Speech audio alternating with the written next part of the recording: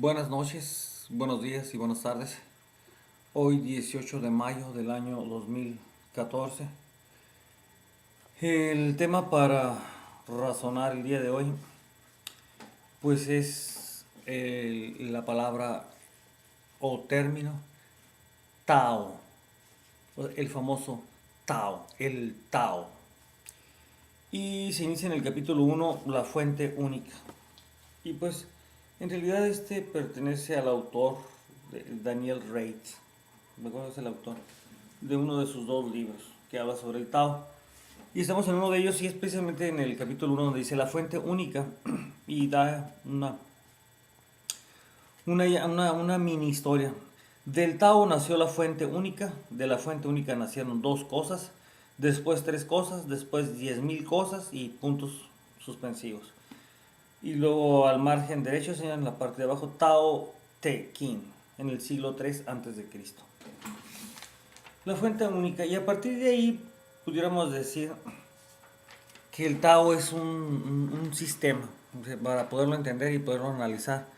Muchas veces una idea, un objeto, ya sea tangible o intangible, ya sea de una forma objetiva, pero siempre sin perder precisamente la forma objetiva, de percibir y entender a la realidad. Entonces surge el término Tao y esto se asocia a una idea que tiene que ver con sendero, con el sendero de la vida, o sea, es como un camino de vida. Ahora recordemos que el camino de vida se transita día a día y hay que vivirlo y hay que experimentarlo. Entonces el Tao hace mención a que se debería de decir Dao, pero en lo personal prefiero yo la T, o sea, es como muérdase la lengua, ese Tao. Muérdase la lengua, pues sí, señor, para poder pronunciar la T. Y este es un tema muy interesante porque es como retornar a la fuente. Digamos que el hombre en sus inicios de la civilización tiene el conocimiento a través de un sistema de información. Ahora, el sistema de información del Tao en el momento actual pues se tiene que reprogramar. Muchas de las ideas se tienen que reprogramar, más que nada como actualizar, o sea, poner al momento actual. Por ejemplo, el Tao plantea la polaridad, ¿verdad?, como una ley, como un principio. Debemos entender una cosa, podemos decir ley o principio. O que de alguna manera son como dos formas distintas de ver la misma realidad. Significan lo mismo. O sea, es la famosa ley de la polaridad o es un principio de polaridad que nos rige en el universo y en todos los planos de realidad del mismo universo. Y esta ley de polaridad también la debemos de entender como dualidad. Esta dualidad es una manifestación en tercera dimensión y también se manifiesta en la cuarta dimensión, quinta dimensión.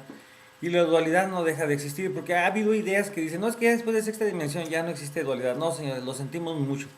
La dualidad es un principio creativo. Entonces, el Tao la presenta como pues, el famoso yin yang y luego después lo asocia a las ideas de masculino y femenino en términos de energía creadora.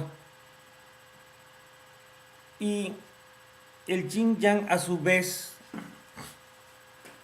de ser representado a través de un modelo geométrico en forma de línea, porque la línea tiene dos extremos, entonces en un extremo de la línea está el yin y del otro extremo está el yang, pero básicamente el yin y el yang son de la misma esencia, las dos pertenecen a la misma especie de forma, o sea, son una línea, nada más que una pertenece a un extremo y otro a este extremo. Entre más larga se haga la línea, entre más distantes se hagan estos dos puntos, se entiende entonces la idea de polarización. La polarización aumenta cuando aumenta la longitud de la línea, la polarización disminuye. O sea, si las energías se van, como dicen, a los extremos, pues se polariza demasiado todo. No se diga en lo político, señor.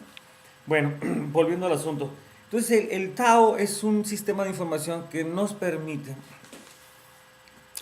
entender y comprender a este universo en cada una de sus manifestaciones. Entonces, la primera lección que el Tao nos da, pues es a través del yin yang, ¿verdad? Digamos que en ese tiempo esa fue la dualidad, o sea, fue presentada de esta forma. En el momento actual la debemos de entender como un modelo que pertenece a la geometría del mundo de las formas, y la forma es una forma de línea.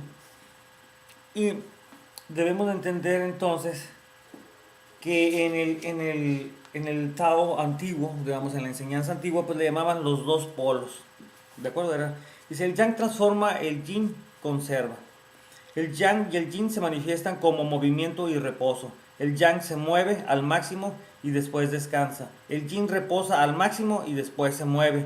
Por lo tanto, el yin descansa dentro del yang, el yang se mueve dentro del yin. Los dos están inseparablemente entrelazados. Es así como una sola unidad, que son uno con el Tao. ¿Ok? Entonces el yin ya vimos que es el punto que está en un extremo de la línea, en el otro punto de la línea está en el otro extremo, está el yang. Entonces vemos que están conectados, pues es lo mismo. Al final de cuentas, nada más que existe una diferencia, ¿verdad?, de posición, es el posicionamiento de la energía. Entonces el yin está en una posición y el yang está en otra posición. Y eso provoca, digamos, movimientos como lo plantea, digamos, la enseñanza antigua, que sigue siendo válida. O sea, en ese sentido, esta enseñanza que acabamos de decir, pues, o sea, sigue siendo válida al momento presente en que se encuentra la civilización. Habla de la naturaleza del yin y del yang. Ah, Precisamente que dice, contrariamente al concepto erróneo que comúnmente se tiene, el yin y el yang no son dos tipos diferentes de energía, sino más bien dos polos complementarios de la misma energía básica.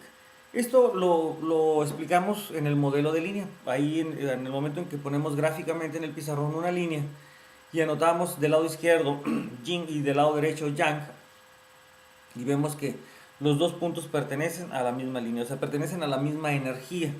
Nada más que la energía varía en valor, y esa es la diferencia, que existe la energía y que provoca que el movimiento de ella misma surja en forma de calor, en forma de movimiento, en forma de energía potencial, en fin, como lo define la ciencia de la física. Y digamos que el concepto antiguo, la idea antigua, sigue siendo válida al momento presente. Sí, sí, hay ideas que no cambia la realidad, seguimos igual, ¿no? Es muy interesante porque después ellos manejan un icono, un símbolo, donde de la línea pasan directamente al círculo. Y en el círculo, pues, es la clásica así curvita que tiene, ¿no? Entonces uno es blanca y la otra es negra. Y luego a su vez dentro tienen otro pequeño círculo y con invertido el color, o sea, uno es blanco y el otro es negro, o sea, dentro del blanco hay negro y dentro del negro hay blanco. La enseñanza antigua dice que una representa al yin y la otra representa al yang, pero a su vez cada una de ellas no son de pureza, o sea, no tienen digamos, no son puras 100%. El yin no es yin 100% yin, ni el yang es 100% yang. O sea, ambas, de alguna manera, tienen en un punto, digamos, están pues también participando a la otra energía, pues al final de cuentas.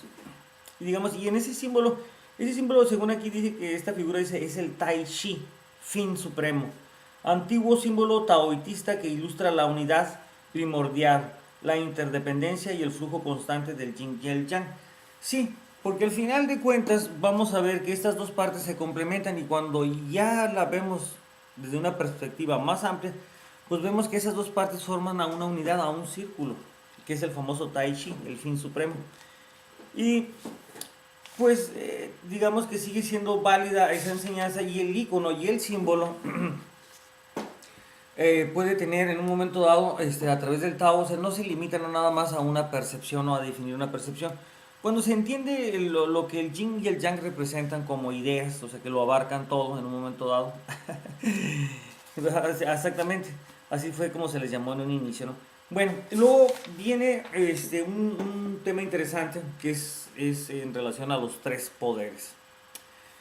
El cielo es claro y sereno, la tierra es estable y tranquila. Las personas que rechazan estas virtudes perecen, mientras que aquellas que las adoptan prosperan.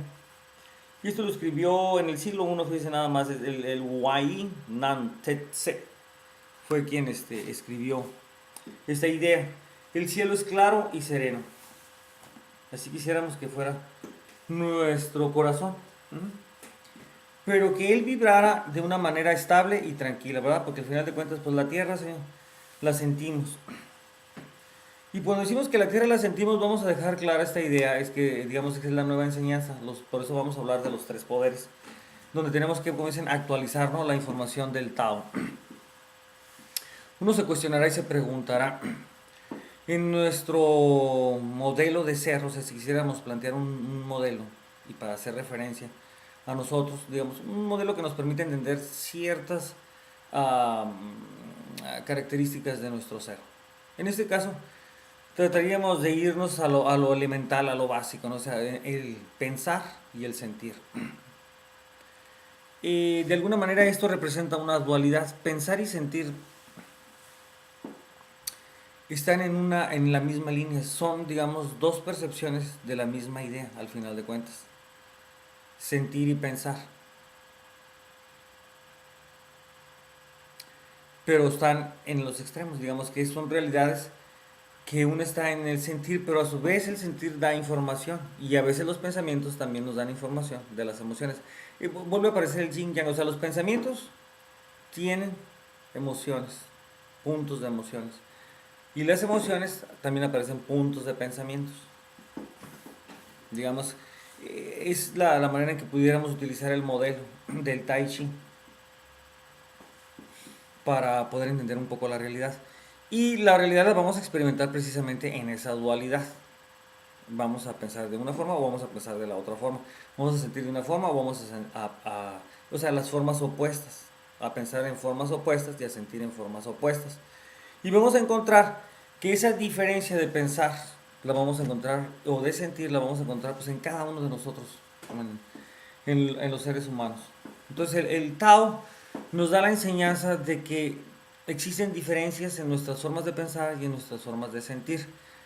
Pero que el Tao nos enseña, pero que nosotros en realidad debemos de buscar los puntos donde convergen nuestros pensamientos y nuestras emociones. Y de alguna manera, pues reflejarnos unos a otros. Y el Tao precisamente también nos enseña ya de una forma más específica cómo funciona esto. A través de los estudios de nuestro cerebro quedó claro que existen neuronas para diferentes funciones, especializadas para diferentes funciones. Específicamente vamos a hablar en este caso, que es el requerimos mencionarlas, a las neuronas espejo, que ellas en un momento dado permiten canalizar el pensamiento y la emoción, como si el otro persona que nos está hablando nosotros ingresara en nosotros. O sea, eso es lo que es la función. O sea, hacemos un espejo. O sea, pensamos, esos pensamientos entran en nosotros porque los estamos escuchando, les estamos poniendo atención y también estamos sintiendo toda la energía que hay alrededor de toda esa idea. O sea, cómo se está planteando, porque muchas veces se puede plantear con humildad una idea, o sea, o se puede plantear, o sea, con humildad significa decir existe un principio, así, y con autoridad sería existe una ley, ¿va? Recuerden que Newton cuando iba a mencionar precisamente los fundamentos el inicio de la física mecánica de Newton, newtoniana, pues él presenta leyes, la primera ley de Newton, veamos, y la primera ley de Newton precisamente es el Tao, señor, es el punto, ¿va? De reposo, de tranquilidad. Y en ese momento ya estábamos aburridos de estar tranquilos y dijimos, ¿sabes qué? Hay que movernos. Y tuvo que aparecer el universo, sistemas, galaxias y sistemas solares planetarios para que al último se apareciera yo hablando precisamente en YouTube, señor. Pues sí, ni modo, señor. Así son las cosas, pues sí. Bueno, continuaremos otro día hablando más del Tao.